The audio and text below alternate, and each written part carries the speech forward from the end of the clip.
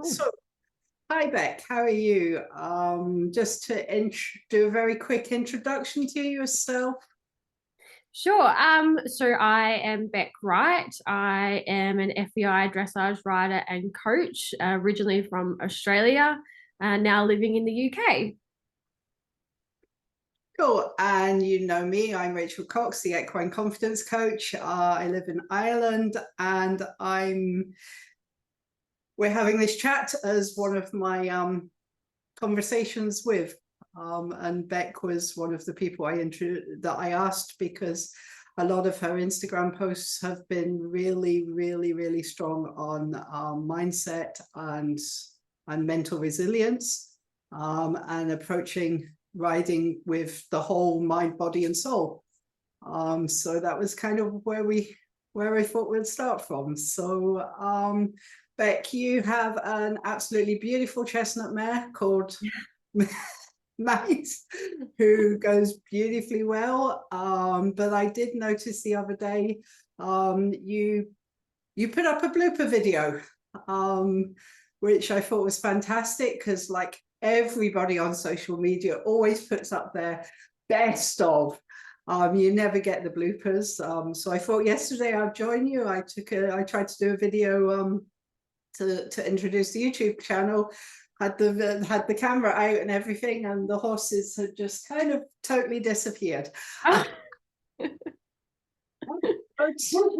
Tell me, sorry,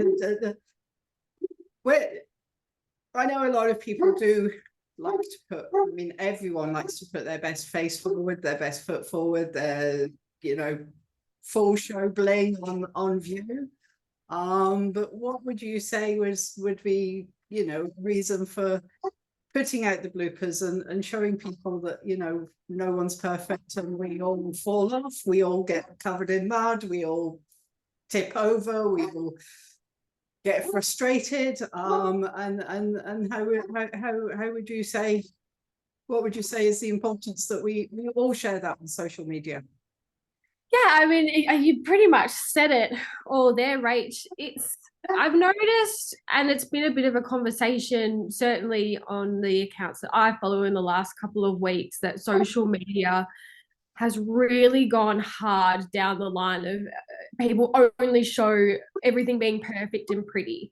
And we all know as horse riders that it's not always perfect and pretty.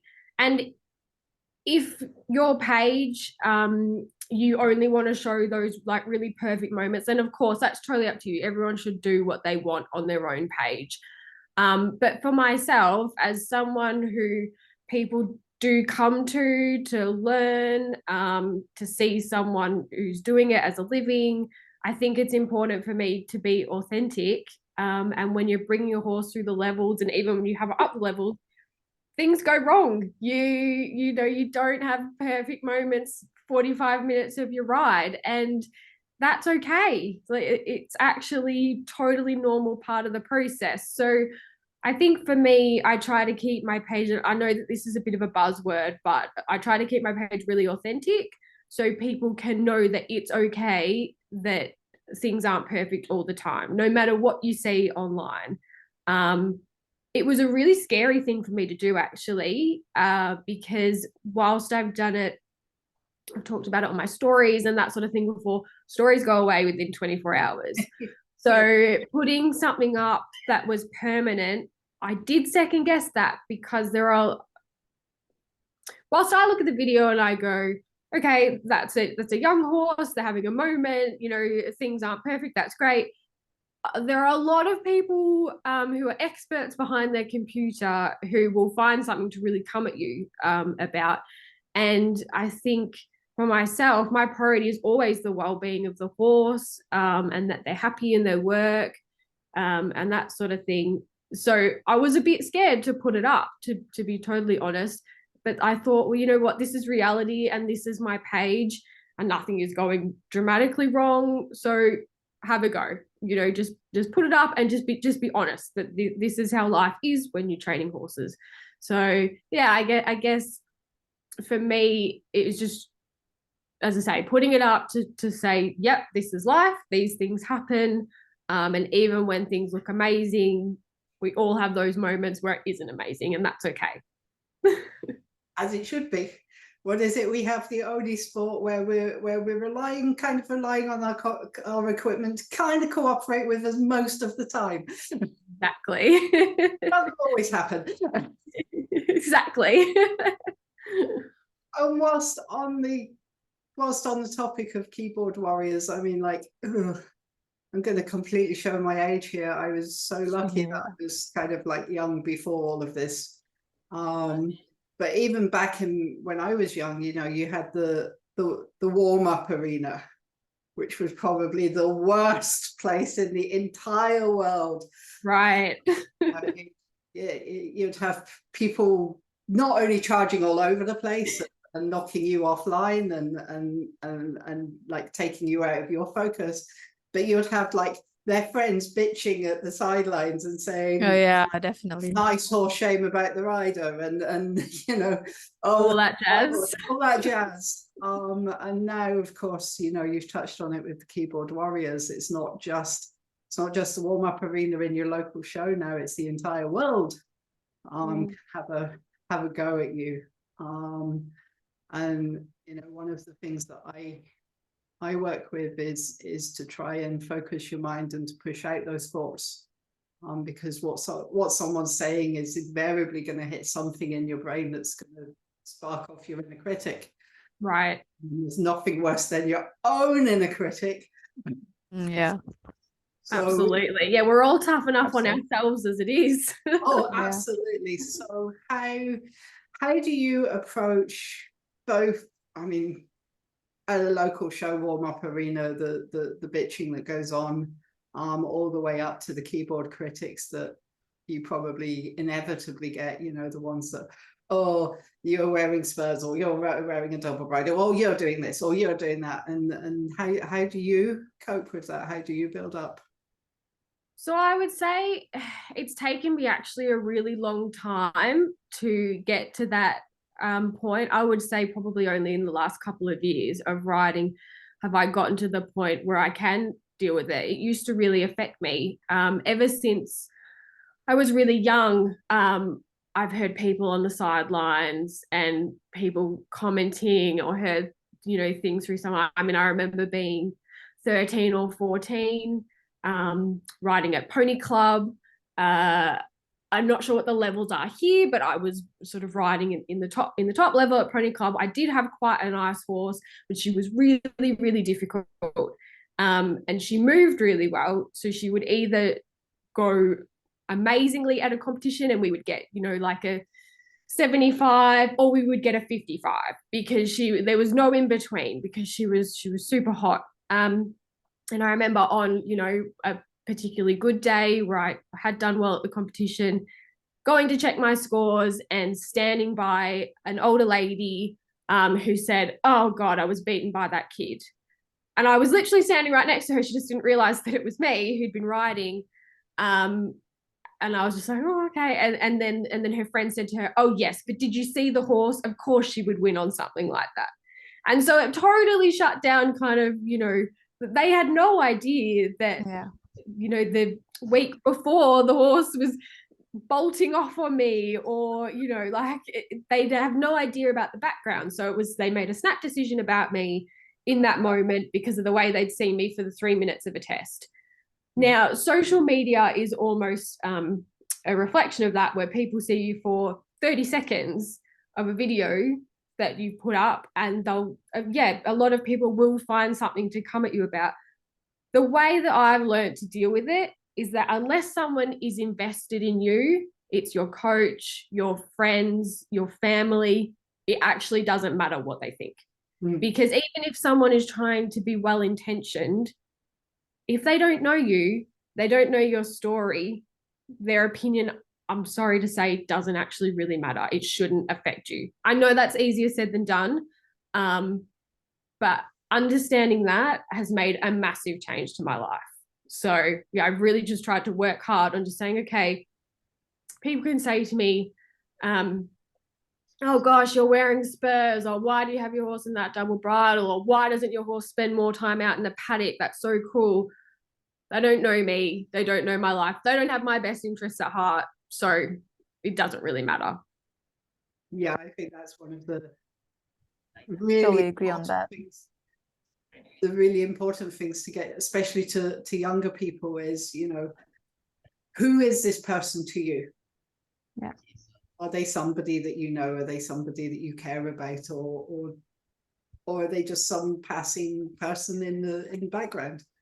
Exactly. Yeah. It's like, what does someone who sees your 30-second video, you know, what are they really bringing to your life by telling you something negative? I mean, then I don't believe that they are always trying to help you. Maybe sometimes they are. And my response to a lot of people on social media is, look, thank you so much for advocating for the horse's well-being. I actually really respect that. But you don't know my situation. And I really care about my horse's well-being too. So I'm doing my very best. You know in yourself that you're not trying to do anything horrible by your own horse. So you know, you have to believe in yourself a little bit that way. Have faith in yourself that, you know, of course, you're also trying to do the very best for your horse. So what a random person who wants to have an opinion about what you're doing has to say. Just try and block that out. It's almost like what I would consider the grey-haired syndrome. You know, it's very difficult to put the old head on the young shoulders, and it takes that life experience to realize that, you know, this person, if it's not you, it's the next person, or it's the person after. They're going to bitch. They're going to bitch about something the whole time. 100%. It's very, very hurtful for you, obviously, the same as it is for anybody to be on the receiving end of that. Yeah, but yeah, it is. It's very difficult to put it away. And yeah, I would definitely see in your department, like when you're at that level, it must be very hard to put that criticism to one side, you know. And fair play to you for you know, coming to that point where you can understand that.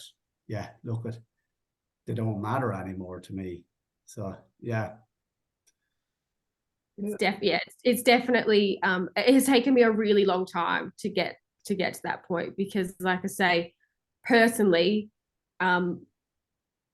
one of the most horrible things someone could say to me is that I'm not doing the right thing by my horse, or looking after my horse, or treating my horse as well. So because that really, really is a priority to me. It's why I spend so much money on them over myself, and why I wake up at 3 a.m. in the morning thinking, are they okay about this or that? And I have the vet on speed dial who says to me, what are you stressed about now? You know, like you know, the way I look after my horses or ride my horses may not align with the way other people do, but what everyone needs to understand is that, you know, of course there are obvious aspects of cruelty, and we should always advocate for a horse's well-being in obviously cruel situations, but I personally, my horses live like kings and queens, so I would be really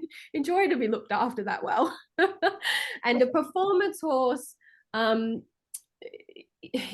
does have a certain way that it, like, you know, we've bred horses to be domesticated. So saying this particular performance horse, or they should be out in a paddock 24/7, I'm afraid that doesn't work for a lot of performance horses. For sure, that is an ideal world, but that is just not the way that we've bred them. And so then we have to take care of them the best way that works for them as performance horses. You know, as an athlete, we're not going to say, oh, go out and eat junk food and don't do workouts and don't get your sleep and, you know, live your most fun life, if that is not going to help them achieve their goal. They do have a purpose. I think, you know, ultimately the biggest judge of you is your horse. And if your horse has got a kind eye, is quiet with you and other people, has confidence in themselves, and is just like blooming with health, then that is the only thing that you should really ever judge someone on, is what their horse looks like. Yeah. and how it goes and how it relates to itself and other people. I mean, this whole thing about putting horses out 24/7, I always makes me laugh. I have Spanish horses, and the mares, they go out all the time. They don't like me. The stallions, they get to about 3.5, and they're like, right, I'm a big boy now, and you should treat me like a big boy, and I should be in my stable, and I should be treated like a king, and you should be feeding me hay, and you should be feeding me oats, and you should be doing this and doing that. And you try and put them out, and they're like 10 minutes later, they're like, yeah, no. Right. Very much, you treat like you would a human. You treat a horse individually. Exactly. I think that's a really good point, Rachel. Yeah. You should be treating every horse individually. And there are things we know that can make them comfortable. We know with certain health conditions and whatnot, you need to look after them in certain ways. But I truly think that most horse people are trying their very, very best. Okay. So exactly. We should always take that into account before we say something, when we don't know the whole situation. Yeah. Different horses definitely have different characteristics and what they want and what they don't want, especially on the comfortability side. When people are, bitching about things, they don't know what kind of horse that we have. Some of the horses, they are much comfortable with like double bridle. Different horses just have different things that they want. It's like kids, different needs. So I get it when you talk about people talking about a 30-second video and commenting about it, whereby you have been living with your horses for years. You probably know what they like and they don't like. Yeah. I mean, I think that is a thing, and I do sometimes think we forget that in order to have a relationship with the horse, then we have to give the horse that choice. Yeah, exactly. Yeah. Which kind of brings me on to one of the other questions that was asked. Did you bring your rosette? Hang on, I've just got it there. I've just got to grab it. Hang on 1 second. I've never done this online before, so hopefully it's going to work. Hopefully it's going to work. I don't know. Actually, a ribbon. A ribbon, cool. And I couldn't find a moldy carrot, so I found a moldy apple. And if you knew my horses, you would know what a sacrifice this is for me, because I will come in and my nice clean 4 layers will be absolutely slobbered in apple. So one of the things a lot of people say is, I have this fantastic horse. She is brilliant. He does this, he does that. He's fantastic. But I'm not good enough for him. Yeah, I hear that a lot. Hear that a lot. Yep, I hear that a lot too. Now, what I do when I go and see someone on that is I ask them for their best rosette that they've ever won. The one that means the absolute mostest to them. The one that would absolutely crucify them if they were to lose it. And I take it, and I take a carrot or an apple or a treat, and I go to the horse and say, which one do you want, horse? Right. Now, one day I'm going to come across a horse that chooses the rosette. So far, I have never, ever come across a horse that chooses a rosette over a treat. Oh, wow. Funny that. That's great. Absolutely, isn't it? So, yes, it's lovely to have a horse that far exceeds your own ability, because that means that you can grow. You've got room to grow into your horse. You've got room to train your horse up. You've got room to do what you want with your horse and to compete it at whatever level you want to compete it. But, your horse doesn't wake up one day and say, I want to go to the Olympics. Yeah. Yeah. So, it's never, ever a question of I'm letting my horse down. If you're looking after your horse, if you're putting all that effort that we've just been literally speaking about into your horse and making your horse happy, then your horse is absolutely always going to choose the apple over the rosette. That's a really good point. That's a very, very good point as well. I've never thought about it anyways. Yeah. Well, I might steal that one, Rachel, in my lesson. To come out with a carrot or an apple. That's really great. Yeah, just you know, as I said, I've never had a horse that's chosen the rosette, but always that worry, and there's always, well, Rachel, what would you actually say if a horse did that? And it's like, maybe your horse likes to go out sometimes. And you just need to get over that level of imposter syndrome that stops you doing it. And Yeah. I've got this imposter syndrome, which means that I am too scared to do it. Yeah. But it's a really good thing, because it's going to boost me, and it's going to encourage me to take training to go on and to fulfill my ability as well. We talk about emotions like they're bad. Yeah. You know, imposter syndrome, fear, all of these things, we talk about them like they're bad, and it's like, it's not the emotion that's bad, it's the excess emotion. Right. It's our bit, or it's our after the emotion. So it's like, you know, going to a competition, I would, you know, how do you feel when you go into a competition? Are you just before you go in, then you're really focused on the horse, but do you still have any butterflies the day before, or the night before, or just before the test? Or Absolutely. No, I am I'm quite a nervous person. Even a couple of weeks ago, because it has been a little while since I competed, and I'm gearing up to sort of start taking Mousy out to her first few comps, and I was driving to the stables and I started getting nervous just thinking about entering a competition. But once I'm on the horse, I'm in the zone. Yeah. So I can be quite nervous up to that point. And I have a process of how I get the horse ready, certain music that I play. You know, I have a very structured way of getting on the horse and the warm up and everything like that, which helps me kind of manage my nerves. But for sure, there's always nerves beforehand. But yeah, once I'm in the saddle and walking around the warm up, then I just go in the zone.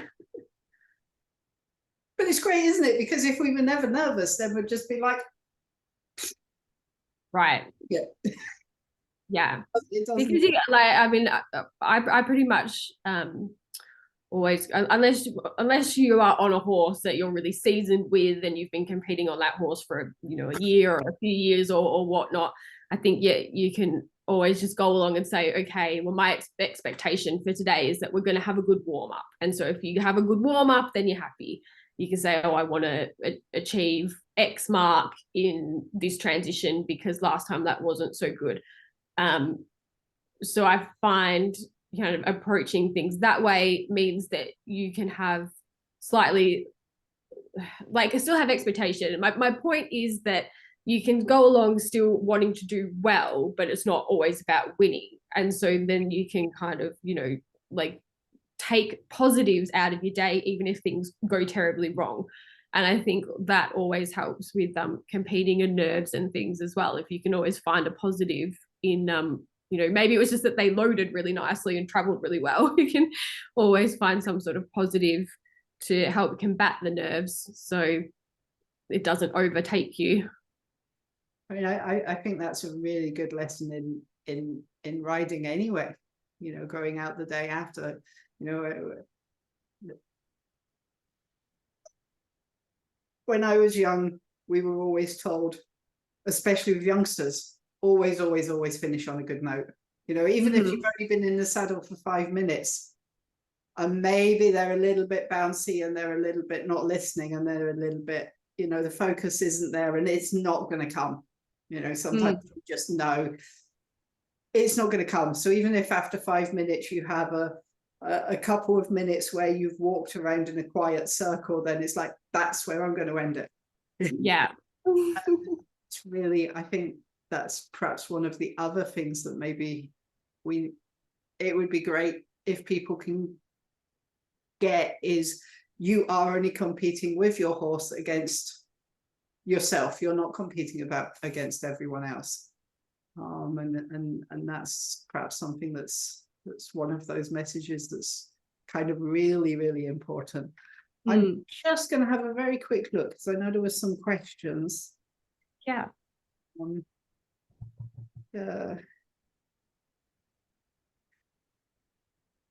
I think we've almost covered everything that was actually in the question that was sent in, that we've covered automatically in conversation. Go us. Wait, right? I guess there was one question. It's how can I be more confident in the competition arena? I do a talk on taming the butterflies. You can come to that whenever it's on. Great. You know, I think that coming back to your comment is that, you know, you have a structured, focused warm up.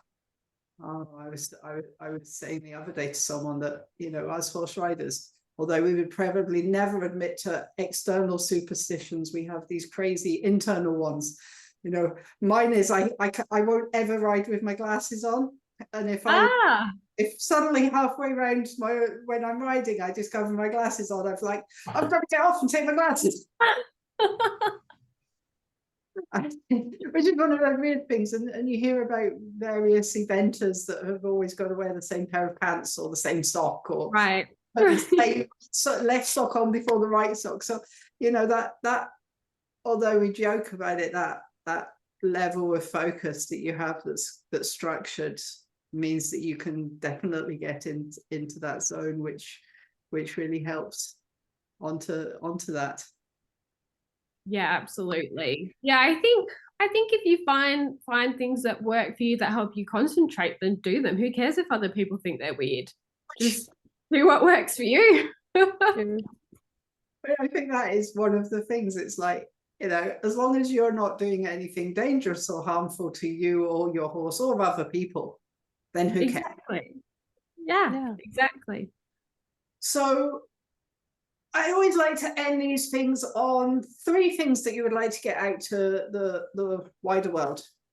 Free message, a 3-part message. Okay, and never be afraid to ask. So never, if you want to approach a big coach, or you want to try something different, don't consider that don't automatically think someone's going to say no to you, because a lot of the times you get a yes. So just never be afraid to ask. Also, never be afraid to give something a go. It's in the same kind of vein, but you know, if you're training and you feel like you want to go out and try a level above, or you know, you want to just try a flying change or do a bit of jumping or something like that, then do it. And what would be my 3rd bit of advice? Continue to believe in yourself. It's a cheesy one, but just I think, true. Like we said at the start, but it's very true. Yeah. Go back to it. Your biggest critic is yourself, and it is a fact that a lot of whether you ride well or not is your confidence / your ego. So if you can say, well, actually, I can do that quite well, and believe in yourself a little bit. Of course, we should be to a certain level critical, because we should always want to do better or do our best. But it's okay to tell yourself that you've done a good job as well, so you can continue progressing and enjoying your riding, because otherwise what are we doing it for if we're not enjoying it? True. Absolutely. You know, we should enjoy it, the horse should enjoy it, and we should always end up well done.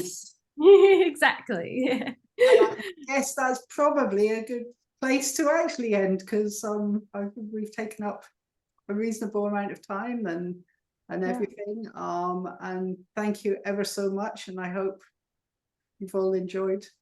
That was great. Thank you. I'm going to say, Thank well you done, so Rachel, much. you managed to get a Zoom call working sort of. Did it It's perfectly. working smoothly. Yeah. So yeah, no, thank you ever so much, Bex. It's been an absolute pleasure. Thank you so much. to chat Thank with you. Thank you guys for joining live as well. That was great. Yeah. Thank you. Thank you so much. It's a Okay, much needed advice. Thank you. And watch out for the next one. Awesome. Thank Thanks, you. Rachel. Thank you. Bye-bye. Bye. Okay.